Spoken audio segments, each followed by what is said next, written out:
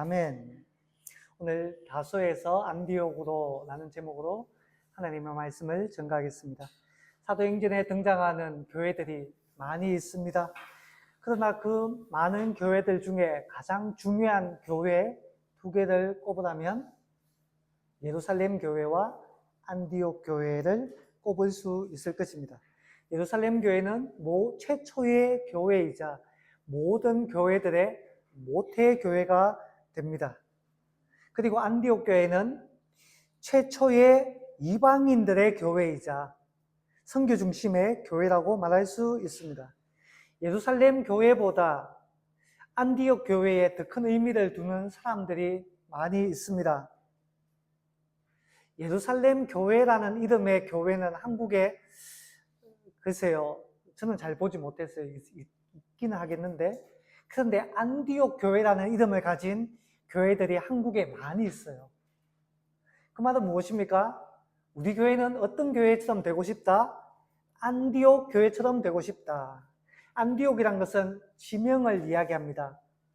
지명, 저기 수리아 쪽, 지금의 시리아 그쪽에 지명을 말하는데 굳이 한국에서 안디옥 교회라는 이름을 붙이는 이유는 우리는 안디옥 교회와 같은 교회가 되고 싶다.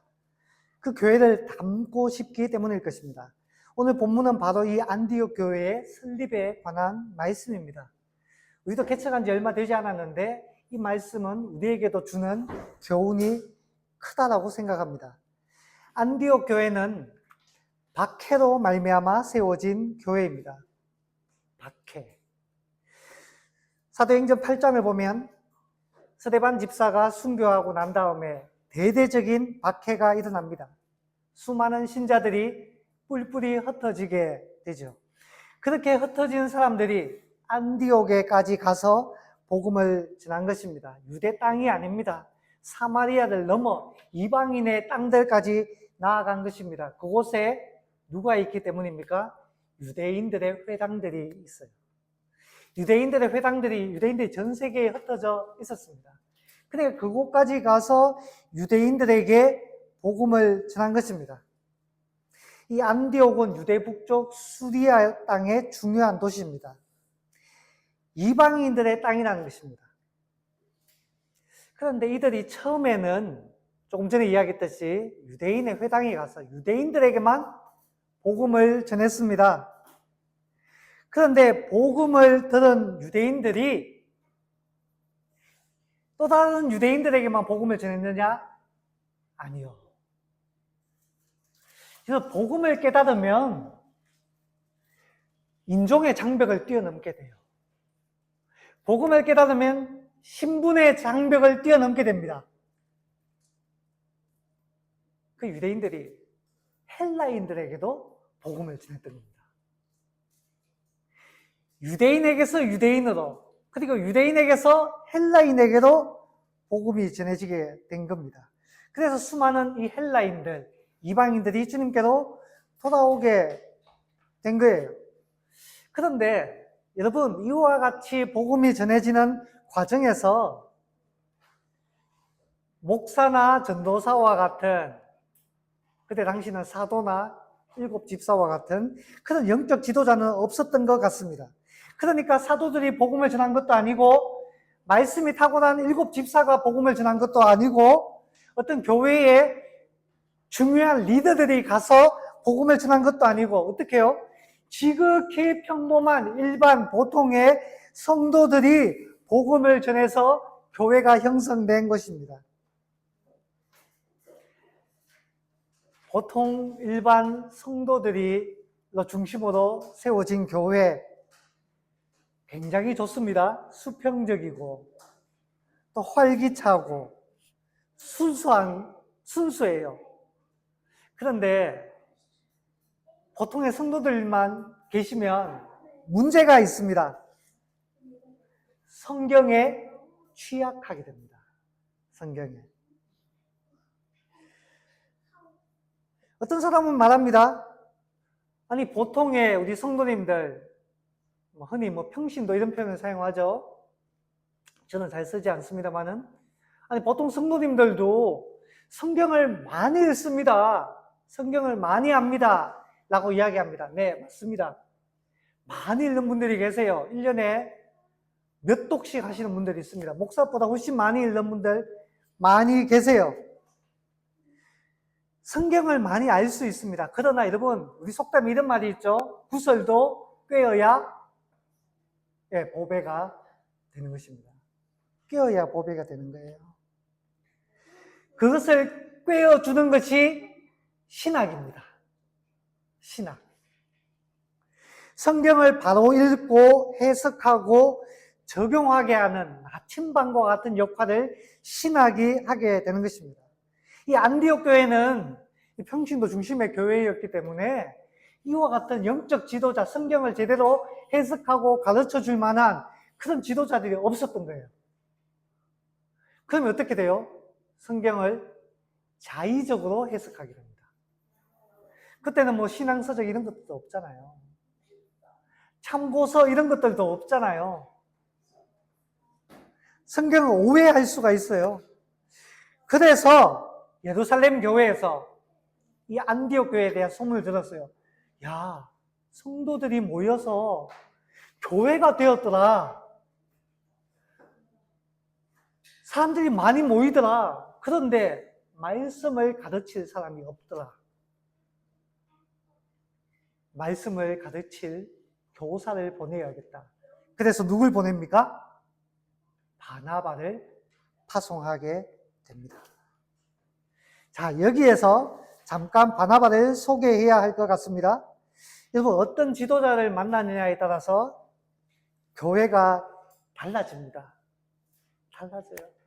바나바는 어떤 사람입니까? 24절 말씀 같이 한번 읽어보겠습니다. 시작. 바나바는 착한 사람이요 성령과 믿음이 충만한 사람이다.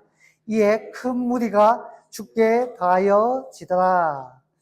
바나바를 착한 사람이라고 소개합니다. 그가 착하다는 것은 두 가지 사례를 통해서 확인할 수가 있습니다. 첫 번째, 그의 착함이 나타낸 사례, 나눔을 실천했어요. 여러분, 우리는 사도행전 앞부분 전반부에서 잘 알고 있습니다. 예루살렘 교회는 나눔이 풍성한 교회였어요. 교회에 가난한 사람들이 있자 과부들, 고아들 그런 사람들이 있으니까 그런 사람들 돕기 위해서 조금이라도 재산이 있는 사람들이 어떻게 해요? 자기의 농과 밭과 소유를 팔아서 그것들 나누어 줬는데 이 일에 가장 앞장섰던 사람 중에 한 명이 바나바입니다. 그러니까 그 쉽지 않은 일이잖아요. 어려운 일이잖아요. 훌륭한 일이잖아요. 한국에 보니까 어떤 독지가는 한약업을 하면서 돈을 많이 벌었어요. 돈을 많이. 근데 그분이 이야기합니다. 뭐 다큐멘터리 영화도 나왔죠. 내가 사회로부터 받은 거기 때문에 이건 내게 아니다. 사회에 다시 돌려줘야겠다. 그래서 똑똑하지만 집이 가난해서 학업에 어려움을 겪고 있는 애들에게 장학금을 줘서 그런 사람들이 대한민국의 리더가 되고, 그 리더가 된 사람이 나중에 성공하고 난 다음에 그동안 자기를 도와준 그분을 찾아가서 선물로 어떻게 좀 갚으려고 하니까 그분이 안 받는다라고 이야기했습니다. 이런 말을 했어요. 참 훌륭한 말입니다. 내가 사회로부터 받은 것을 사회에 돌려줬을 뿐이다. 너도 받았다면 그것을 사회에 돌려주어라. 그분이 그렇게 울먹이면서 그런 고백을 하더라고요. 감동을 받은 것이죠. 바나바에게도 그런 마음이 있었던 것 같아요. 하나님께서 내게 주셨으니 이것은 내 것이 아니고 나누어야 된다라고 생각했던 것 같습니다. 그래서 팔아서 나누어 주었어요. 그러니까 이 바나바의 행동을 보고 자기도 칭찬받고 인정받고 싶었던 사람이 있습니다. 누군가요? 부부 아나니아와 삽비라. 바나바와 똑같이 행동했어요. 비슷하게. 그런데 다른 점이 있었습니다. 바나바는 정직했는데 이 부부는 거짓말을 했어요. 이런 많고 적음의 문제가 아닙니다. 진실하냐 거짓이냐의 문제입니다. 이것밖에 없습니다라고 주면 되는데 제가 제 전 재산을 드립니다 라고 속였던 것입니다. 칭찬받고 싶은 마음은 있는데 나누고 싶지는 않았어요. 그래서 속였던 것이죠. 결국 심판을 받습니다. 여러분, 그들 부부로 인해서 바나바가 착하다는 것은 더욱더 부각이 되었습니다. 더욱더 부각이 되었어요. 자, 바나바 착한 두 번째 이유. 이것은 사울, 그러니까 바울과 관련된 부분입니다. 바나바는 용서하는 사람이었어요. 사울이 다메섹 도상으로 예수님 믿는 사람들을 붙잡아서 감옥에 쳐넣으려고 가던 중에 예수님을 만나서 회개하게 되죠. 그리고 변화하게 됩니다. 누구든지 그리스도 안에 있으면 새로운 피조물이라. 이전 것은 지나갔으니 보라 새 것이 되었도다. 그래서 나는 새 사람이 되었다라고 예루살렘으로 올라갔어요. 내려갔어요. 왜냐? 과거에 예루살렘에 수많은 사람들을 박해했잖아요. 그래서 나는 새 사람이 되었다라는 것을 그 예루살렘에 있는 그 사도들에게 알리고 싶었던 것 같아요. 나 이제 예수님 믿습니다 라고. 그런데 아무도 이 사울을 만나주려고 하지 않습니다. 그렇지 않겠어요? 과거에 사울이 했던 일들이 있는데 교회를 잔멸할세라고 하잖아요. 남녀노소를 가리지 않고 붙잡아서 감옥에 쳐넣었잖아요. 그 사람들이 그 박해를 견디지 못해서 그 수많은 사람들이 전 세계로 뿔뿔이 흩어지게 되었잖아요. 고향을 등지고 집과 일터를 버리고 흩어지게 되었습니다. 사울이 얼마나 지독한 일을 벌였습니까? 스데반을 죽이는 일에 앞장섰던 사람 아닙니까? 그러니까 이 사울이 다시 오니까 예루살렘 사람들 가운데 이런 마음이 있는 성도들 가운데 저거 과거에 했는 짓이 있는데 또 온다고? 스파이 아니야? 뭔가 우리에게 또다시 끈덕지를 발견해서 우리를 괴롭히려고 하는 거 아니야? 아무도 가까이 하려고 하지 않았어요.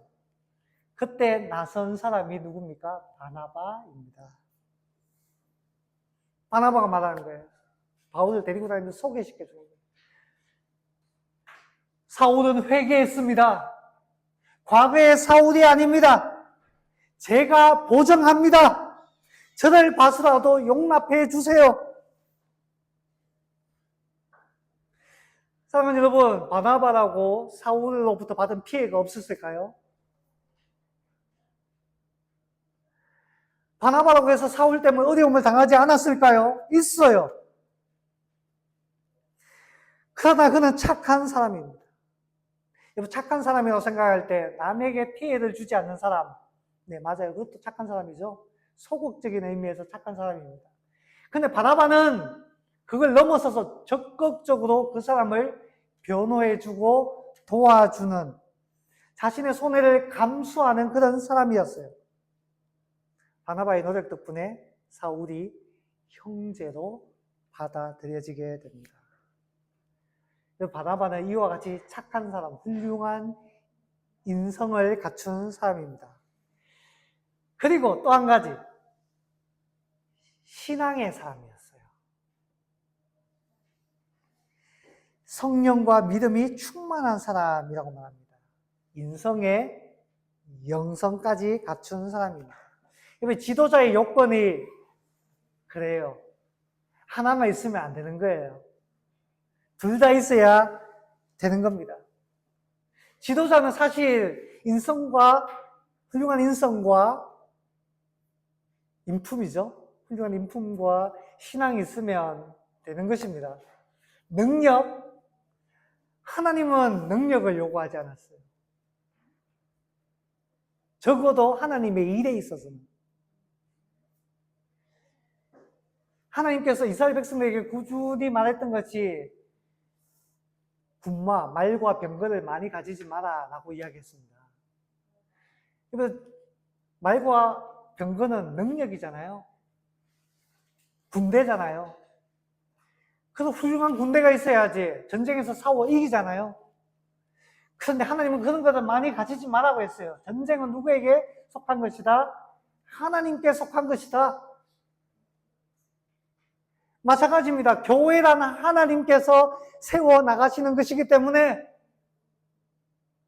능력 있어서 나쁠 건 없지만 그게 중요한 게 아니고 중요한 것은 두 가지. 훌륭한 인품과 신앙. 이 두 가지가 중요하답니다. 바나바는 두 가지가 다 있었어요. 두 가지가 다 있었어요.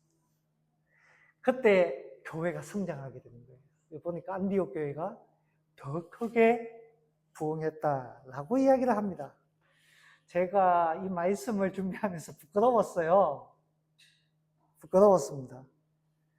하나님, 저는 두 가지 다 부족한데 어떡하나요? 여기서 그렇습니다라고 말씀하시는 분이 계신데 저는 너무너무 잘하시는 분이죠. 둘 다 부족하다고. 어떡합니까? 사실 그런 마음이 들었어요. 우리 성도님들 불쌍해서 어떡해요? 이런 마음이 제가 좀 들어서 솔직하게 제 마음이 좀 찔렸습니다. 늘 미안한 마음뿐입니다. 자, 원래 잘 되던 교회에 바나바가 와서 교회가 더욱 부흥하게 되었습니다. 그러니까 부흥하니까 일손이 부족한 거예요. 바나바 혼자 사역하기에도 벅차게 되었습니다. 생각하는 거예요. 동력자가 있으면 참 좋겠다. 한 사람이 생각났어요. 누굽니까? 사울. 훗날의 바울이죠. 사울이 생각났습니다. 그래서 다소에 가서 사울을 찾아온 것입니다. 이 다소란 지역은 어디에 있는가 하면, 자, 예루살렘이 있고, 예루살렘 그 유대 땅이 있죠. 유대 땅을 넘어가면 이방인의 땅인데, 위에 수리아가 있고, 거기에 안디옥이 있습니다. 다소는 그것보다 더 북쪽으로 올라가요.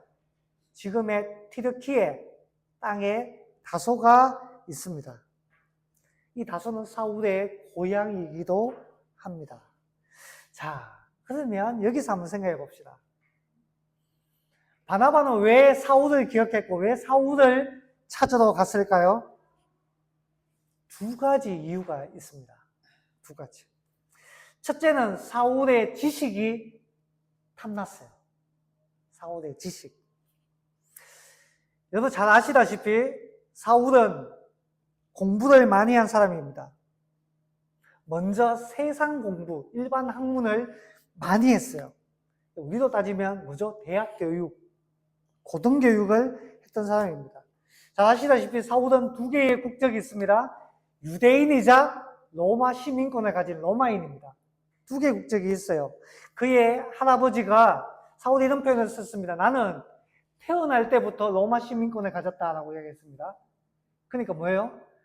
바울이 태어나기 전에 그의 아버지가 로마 시민권자였다는 겁니다. 그러니까 아버지가 결혼하기 전에 로마 시민이었다는 거예요. 그렇게 된 이유는 바울의 할아버지가 있었는데 바울 집안에 가업이라는 게 있습니다. 바울이 선교할 때 어떤 일 했죠? 텐트를 만들어서 그래서 텐트 메이커 사역을 했다라고 이야기합니다. 자비량 사역이라고도 하고요. 가업이에요. 그러니까 그의 할아버지가 이 텐트를 많이 만들어서 로마의 군단에게 공급을 했던 겁니다. 로마 군단들이 이렇게 주둔지로 옮겨갈 때마다 이 텐트, 장막이 필요하잖아요. 그걸 바울의 할아버지가 공급했는 거예요. 그러다 보니까 바울의 할아버지의 공로를 인정해서 로마의 황제가 시민권을 준 거예요. 시민권. 자, 바울의 집안은 어떤 집안이에요? 그 다소라는 지역의 유지이자 부자이자 로마의 시민권을 가진 어떻게 보면 바울은 금수저입니다. 금수저. 갑자기 친근했던 바울이 좀 거리감이 좀 느껴지죠? 금수저라고 이야기하니까. 자, 부잣집은 늘 바라는 것이 있습니다. 돈은 많으니까 우리의 아들은, 우리의 손자는 장사로 돈을 버는 게 아니고 학문적으로 좋은 대학에 나와서 관료가 되었으면 좋겠다. 로마의 중요한 관료가 되었으면 좋겠다. 이게 모든 부잣집의 공통된 마음입니다. 삼성가가 있잖아요. 우리나라 최고의 삼성가가 있었는데 그 집안이 과거로부터 유명한 부잣집이었지만 서울대 출신이 아무도 없었어. 그래서 소원이 하나 있었어요. 우리 집안에 서울대 출신이 한 명 나왔으면 좋겠다. 누가 서울대 출신이 되었습니까? 지금 현 회장 이재용 회장이 서울대 합격하게 되잖아요. 그러니까 그 할아버지 그 집안에서 그렇게 기뻐했다고 했어요. 그 대단한 집도 가문 가운데 서울대 나오는 사람이 있기를 바라는 거예요. 우리 집에도 누군가가 나는 벅차니까 내 동생한테 그 서울대 가라고 물려줬죠. 근데 한 명은 나와야 된다고. 모든 집안의 그 꿈이에요. 바울의 집안이라고 다를까요? 바울, 너는 똑똑한 것 같은데 너는 공부해가지고 너 성공해. 공부를 열심히 시켰습니다. 그리고 그럴 수 있는 환경이었어요. 왜냐? 다소는 학문의 도시였어요. 황제를 교육하는 기관이 이 다소에 있었어요. 그러니까 얼마나 대단한 학문의 도시이자 문화의 도시였습니까? 바울은 거기에서 자라왔던 거예요. 그래서 훌륭한 교육을 받았습니다. 그런데 바울에게는 늘 유대인이기도 하잖아요. 예루살렘에 가서도 인정받고 싶은 욕구가 있었던 것 같아요. 나는 부모님한테 이야기했던 것 같아요. 나는 로마에 가서 성공하기보다 예루살렘에 가서 성공하고 싶습니다. 이런 마음이 있었던 것 같아요. 그래서 다소를 떠나 예루살렘으로 향합니다. 그가 누구를 찾아가죠? 예루살렘에 가말리엘이라는 당대의 최고의 석학이자 랍비로 불렸던 모든 백성으로부터 존경받았던 가말리엘의 문화로 들어갑니다. 거기서 인정받게 돼요. 이 가말리엘이 얼마나 존경을 받았는가 하면 그때 최고의 유대의 의결 기구가 사내드린 공회였어요. 지금으로 치면 우리나라의 국회 뭐 이런 격입니다. 그런 격인데 그 국회에서 사도들을 잡아 죽이려고 할 때 가말리엘이 사도들을 변호해 주죠.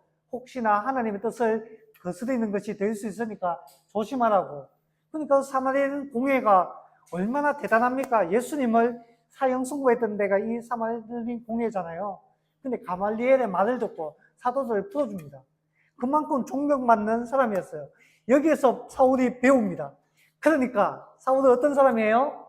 일반 학문에서 최고봉에 올랐고 율법에 있어서도 최고봉에 오른 사람이 바울입니다. 바울. 대단한 성취를 이룬 사람이잖아요. 일반 학문과 신학.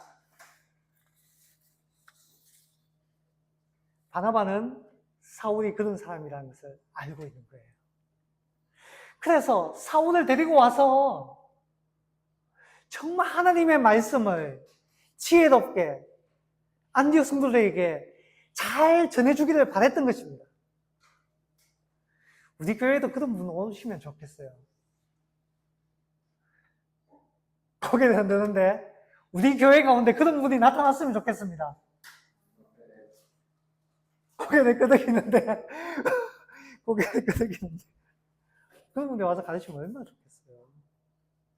자, 두 번째 이유가 있습니다. 사울을 찾아갔던.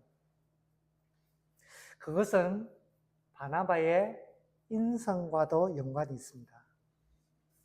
바나바는 어떤 사람이었습니까? 착한 사람이라고 했잖아요.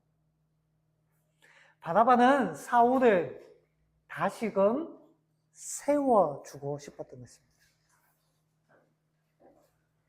여러분, 사울이 예루살렘으로 갔다고 했잖아요. 예루살렘으로 갔다고 했잖아요. 그래서 사도들, 이제 바나바의 속에 사도들을 만났다고 했잖아요.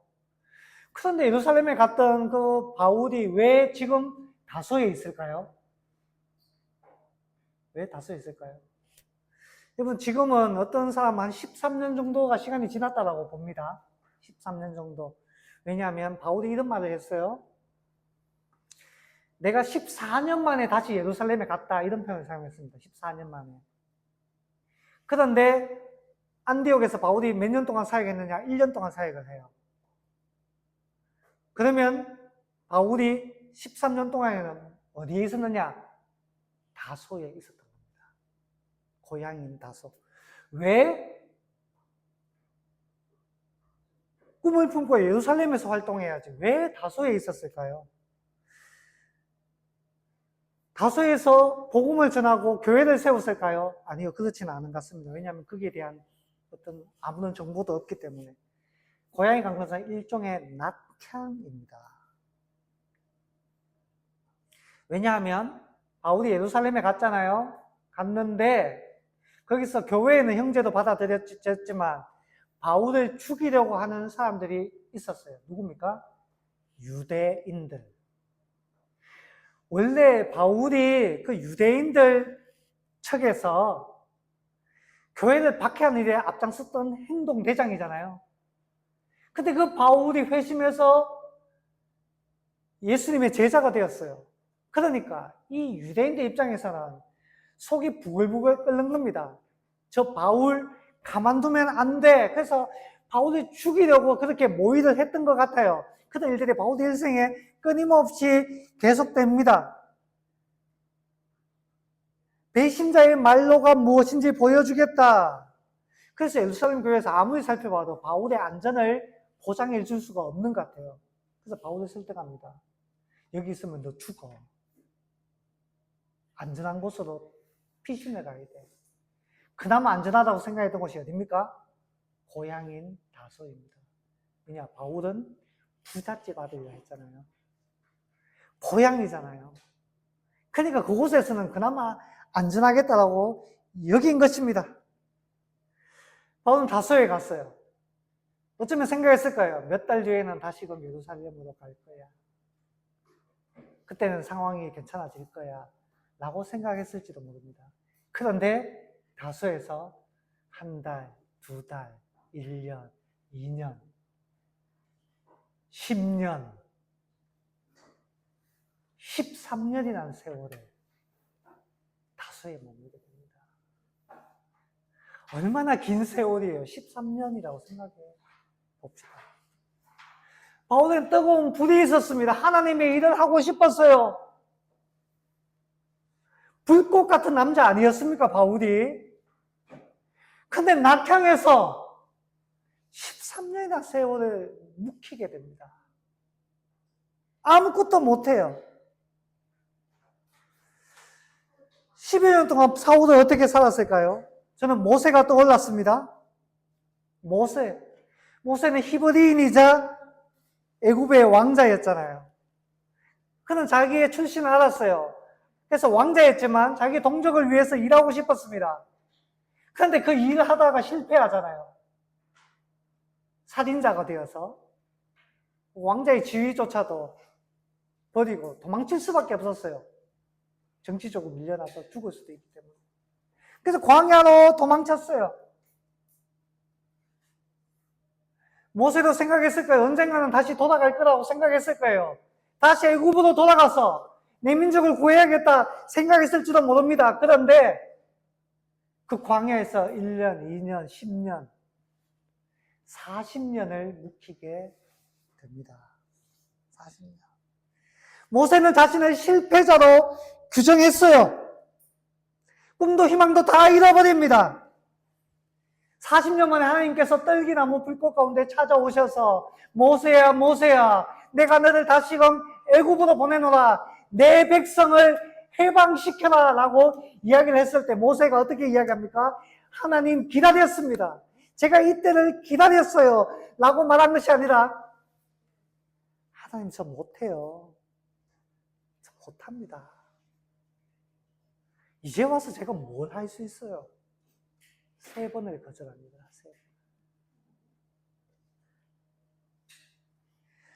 칩거하고 있던 사울도 그런 마음 아니었을까요?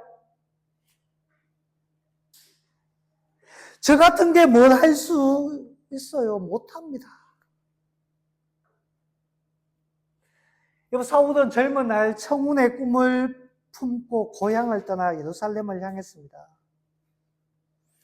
예루살렘을 가려면 산을 하나 넘어야 돼요. 험준한 아마노스 산이라는 것을 넘어야 됩니다. 그 산을 넘으면서도 의기양양했을 거예요. 가말리엘 문화에서 교육을 받겠다라는, 그래서 유대 사회, 하나님의 영광을 위해서 일하겠다는 꿈을 키웠을 것입니다. 더 높은 신분의 상승을 꿈꾸었을 거예요. 로마 사회에서도 인정받았는데 내가 본토, 고향에 예루살렘에 갔어도 내가 인정을 받으리라.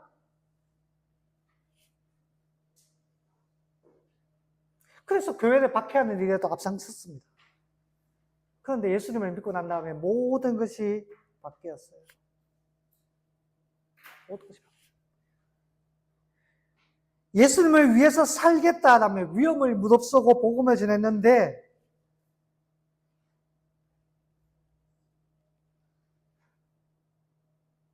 지금은 고향 다소요, 낙향에서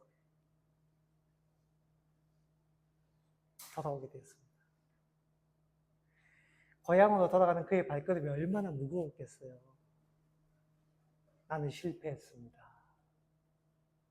그런 마음 들지 않았겠어요? 아무것도 이룬 것 없이 고향으로 돌아가. 밖에도 잘 안 나다녔을 것 같아, 내 생각에. 바울 성격을 봐서.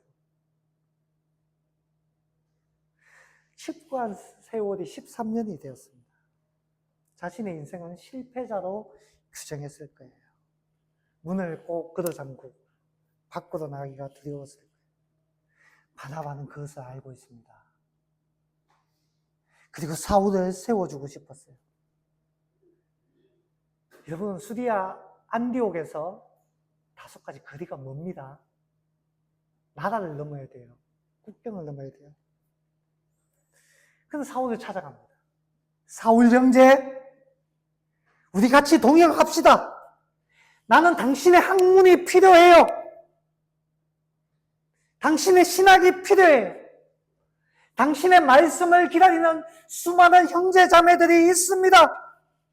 하나님의 나라를 위해 우리 동역합시다. 저도 동역하자라고 말한 사람이 있습니다. 월급은 못 줍니다. 제 마음에도 그런 마음이 있었어요. 지금도 병원에서 재활하고 있는데 제 마음에 그런 마음이 있었어요. 그래도 좀 세워주고 싶은 그런 마음이 그래도 제게도 조금 있었어요. 그래서 네가 갈 곳이 있으면 모르겠는데 딱히 갈 곳이 없다라고 생각된다면 우리 교회 와서 같이 있으면 좋겠다. 청년들도 교육하고 주일학교 교육도 해주고 그런 마음이 있었어요. 바나바는 사울을 세워주고 싶었다. 당신이 필요합니다. 사울이 단번에 응했을까요? 기다렸다는 듯이 응했을까요? 아니면 바나바가 삼고초려를 했을까요? 아니면 풀이 죽어 있는 바울에게 파렐과 같이 저주를 퍼부었을까요? 여러분, 사람을 세우고 회복시키는 데는 다양한 방법이 있습니다. 모세가 못합니다 하니까 하나님께서 어떤 방법을 썼어요? 위로하고 설득하다가 안 되니까 하나님께서 나중에 노를 바라셨다라고 해요. 야, 이놈의 자식아, 이렇게 나오고. 그러면 돼? 그러니까 모세가 겁이 나가지고 다시 나왔어요. 그런 사례들이 과거에도 있습니다. 칼빈이라는 인물이 제네바에 갔을 때 제네바의 종교개혁자 파레르라는 인물이 칼빈 선생이 우리 도시에 들렸다고 지나가던 길이었어요. 우연히 들린 겁니다. 찾아갑니다. 칼빈 선생, 제네바 제 힘으로는 부족합니다. 칼빈 선생이 있으면 이 서비스, 이 제네바가 하나님의 도성이 될 겁니다. 종교개혁을 완수할 수 있을 겁니다. 근데 칼빈이 거절합니다. 아니요, 난 못해요. 내 꿈은 스트라스부르크로 가서 책을 쓰는 것입니다. 종교개혁 아니에요. 파델이 설득하는데 칼빈이 끝내 거절합니다. 그래서 파델이 어떻게 하는가 하면 얼굴이 불그락 했는 것 같아요. 저주를 뽑습니다. 하나님께서 칼빈 선생, 당신이 하는 그 모든 일에 하나님께서 저주할 겁니다. 그때 칼빈이 정신이 번쩍 들어요. 칼빈이 그렇게 고백해요. 하나님의 음성처럼 들렸다. 그래서 칼빈이 마음을 바꿔서 그 제네바에 남아서 평생을 그곳에서 종교개혁을 위해 헌신하게 됩니다. 과거에는 그런 방법이 많았어요. 여러분 어떤 방법을 썼는지 알 수가 없습니다. 무엇이 옳고 그러다라고 말하고 싶지도 않아요. 중요한 것은 바나바는 사울을 설득했고 사울은 결국 바나바의 설득에 응해서 고향을 등지고 다시금 아미노스 산을 넘어서 하나님의 일을 시작했다라는 것입니다.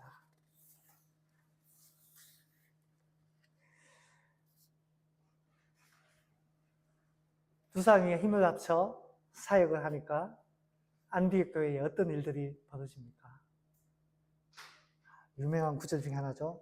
26절 말씀 같이 한번 읽어보겠습니다. 시작! 26절입니다. 시작! 만남에 안디옥으로 데리고 와서 둘이 교회에 1년간 모여있어 큰 무리를 가르쳤고 제자들이 안디옥에서 비로소 그리스도인이라 일컬음을 받게 되었더라. 아멘. 우리를 향해 뭐라고 말합니까? 우리는 스스로 뭐라고 말합니까? 그리스도인, 크리스찬이라고 말합니다. 그 이름이 어디서부터 시작되었다고요? 안디옥 교회에서부터. 함께 동력해서 위대한 일들을 시작되게 된 것입니다. 여러분 말씀을 정리합니다. 저는 우리 푸른의 교회가 바나바와 같은 일을 감당하는 교회가 되었으면 좋겠어요. 사실 제가 마음이 좀 안타까워요. 우리 주변에 사울 같은 사람들이 많이 있습니다. 한때 신앙이 너무너무 좋았는데 떠나버린 사람들이 많아요. 자이든 타이든.